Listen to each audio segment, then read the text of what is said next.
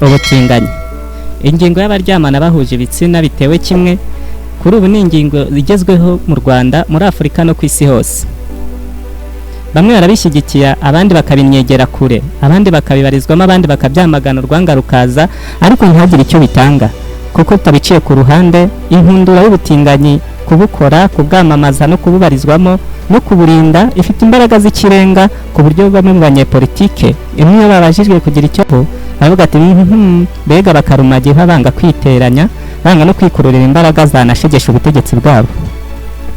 Mu kwezi kwa kane k'ibihumbi 2018 umunyamakuru Christiana Mampuru yanze kubeshya perezida Uhuru Kenyatta wa Kenya, amubwira ko yanze kwishyira mu byago mbere y'uko yamushishiburije kujya byo kujyamana bahuje ibitsina biteye kimwe mu gihugu cye kitabibarizwamo. Nuko Christiana Mampuru abanza gukuramo amadarubindi, amucira amarenga ko iki kibazo gifite imbaraga mpuzamahanga. It's a global issue right now. Ati ni ikibazo kiraje isi yose. Kubera iki? Kugira ngo abantu bemererwe gutingana, ahubwo abandi bakemeza ko hari ibifaranga bitagira ingano bihabwa ibihugu, abanyepolitike ndetse n'abandi bakomeye kugira ngo basigeho, ntibazigere babuza abagabo bashaka gutingana n'abandi bagabo ndetse n'abagore bashaka kubikora ku bagore bene wabo, kuko kugeza ubu tugandira abagabo n'abagore baryamana bafite ibitsina bimeze kimwe, bisa nk'aho biteje urukingo rw'ubudahangarwa mu mategeko na politike. Ibyo ukaba wabisanga mu bihugu byinshi, yewe n'abakora nk'ibi, kuko isi irahinduka, abantu bagahinduka, ibikorerwaho bigahinduka, umuco ugahinduka. Ariko uzuye ba sogokuru ukababwira ko umugabo aryamana n'umugabo mugenzi we, umugore nawe akabigenza cyo kuri mugenzi we, bakubwira ko abantu turi ku isi twamaze kurakara, gushiruka ubwoba, kubibinya no kwisanzura, noneho twagera mu byo kuvumbura tukaba abantu ba mbere twamaze gukataza. Bwa mbere kuva mu Rwanda kuri Gihanga Ngoma 100 kibaye ikibazo cyagasaba gutanga igitekerezo. Buri wese yitangaho ibitekerezo binyuranye, niyo mpamvu abasangira ngendo ba VCR Rwanda badusabye inshuro nyinshi kuzogara none iki kibazo cy'abahuza ibitsina bafite ibiteye kimwe kuva mu Rwanda no ku isi hose, tukabasobanurira uko bimeze.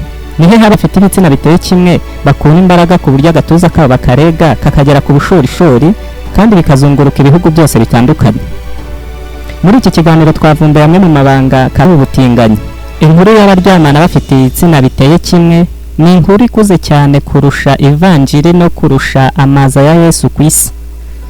Ibi bigaragazwa nuko imwe mu myemerere yabanjirije nka Buddhisme, Hinduisme na Judaisme hose bigaragara ko bari bazi ko ibi bibaho, ariko bakabyamaganira kure, ndetse bikagaragara ku bantu mbarwa n'uwo bigaragayeho akisanga mu byago bihanitse.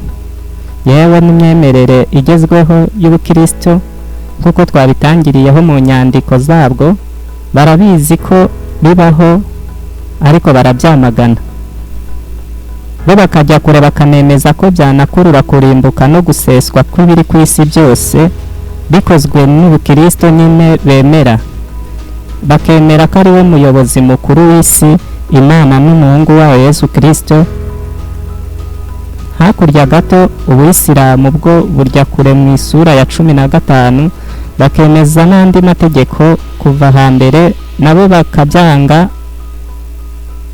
bo kugeza ko nanone uruhande rwabo ntirurigera ruvegajega. Ni mu gihe mu mico gakondo hirya no hino ku isi, uturutse mu Rwanda, muri Afurika, muri Amerika, mbega muri Oxida yose, igihurirwaho nuko kuryamana kw'abafite ibitsina biteye kimwe ari kirazira.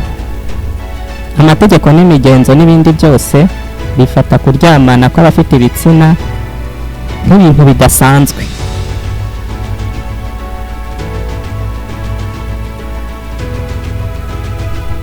None se byaje kugenda gute ngo noneho ngo ikimuga kikarage byari kirazira bibe noneho ibintu bigezweho?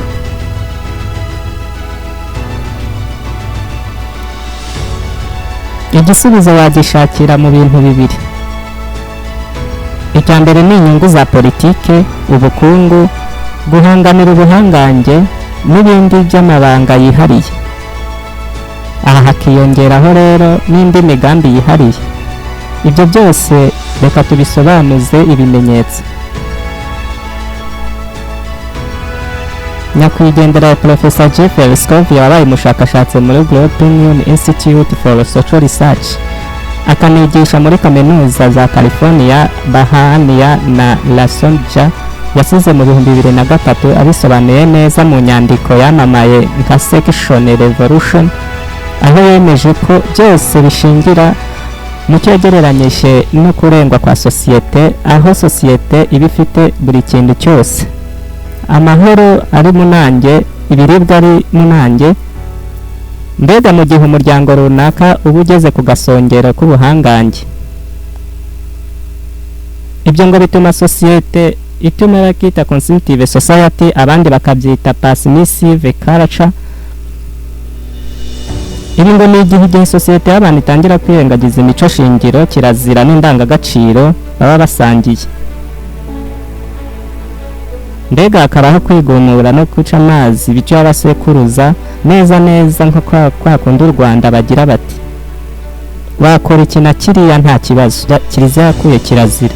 Yatanze urugero ko mu gihe abagereki bashashagiranaga ubuhangange badukanye ibyitwa bisexuality.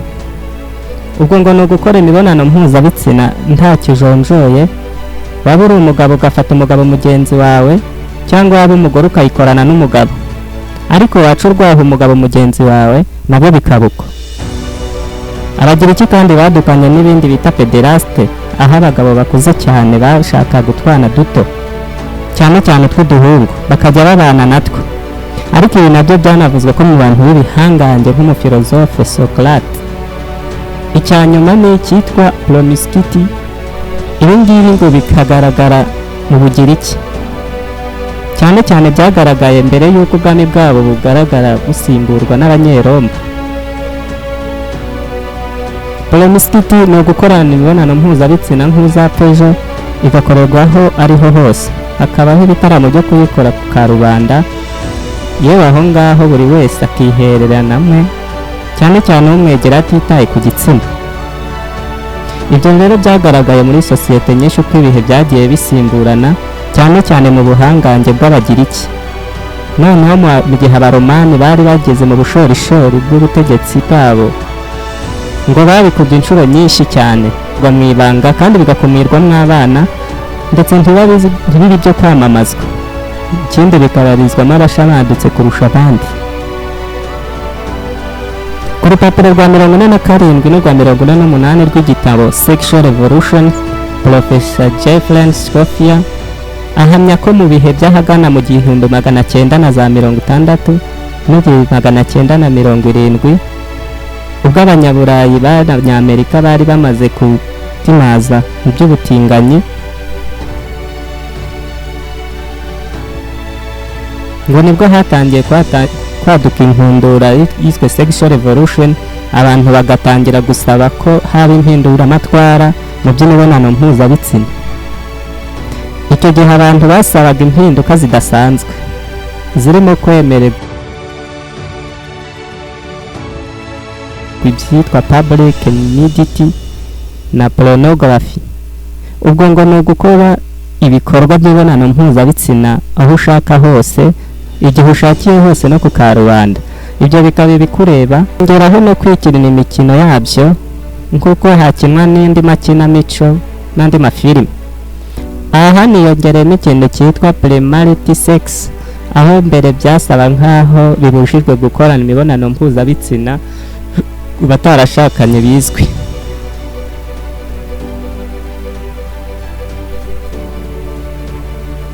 Amadini cyane Kiliziya Gatolika n'amadini yandi ya Gikristo yabirwanije yose n'imbaraga zose zishoboka, dore ko bavugaga ko kubyemera kwa za leta bizaba bisobanuye imperuka nk'uko ab'Isodoma n'Igomora byabagendekeye.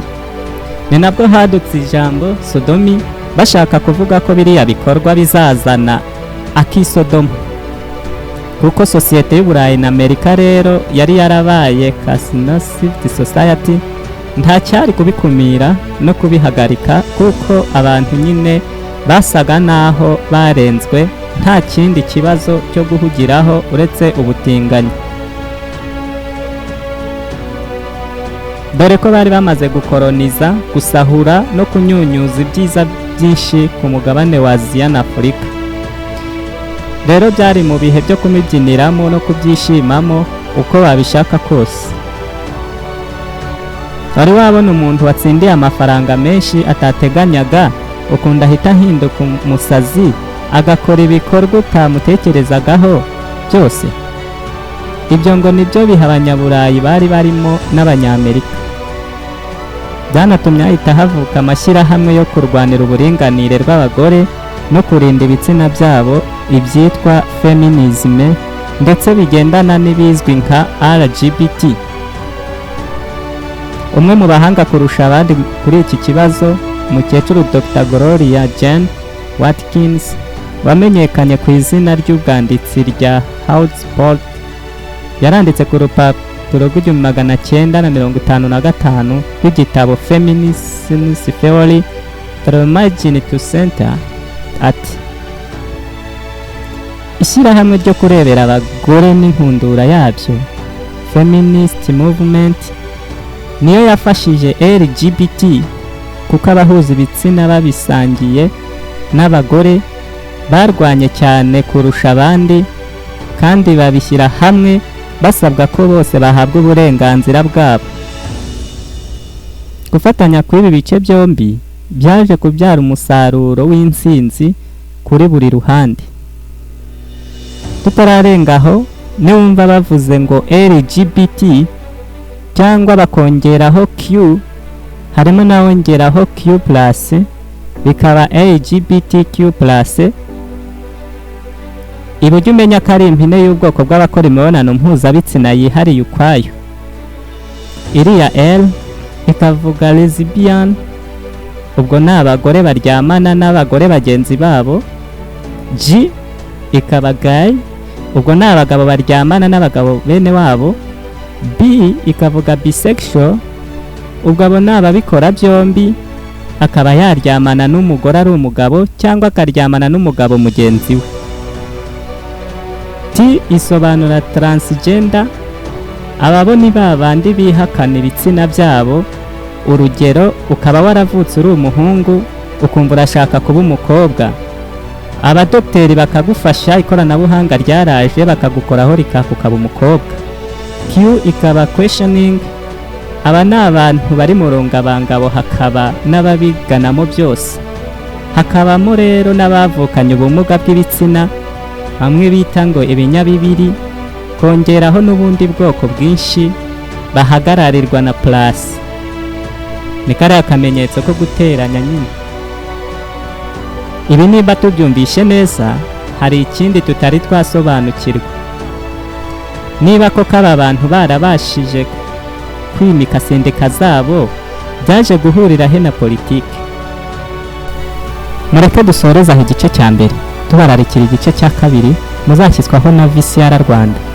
Tubibutsa kandi ku bantu batarakora subscribe ko mwakora subscribe kugira ngo ibiganiro byacu bize bibageraho mu ba mbere. Bye.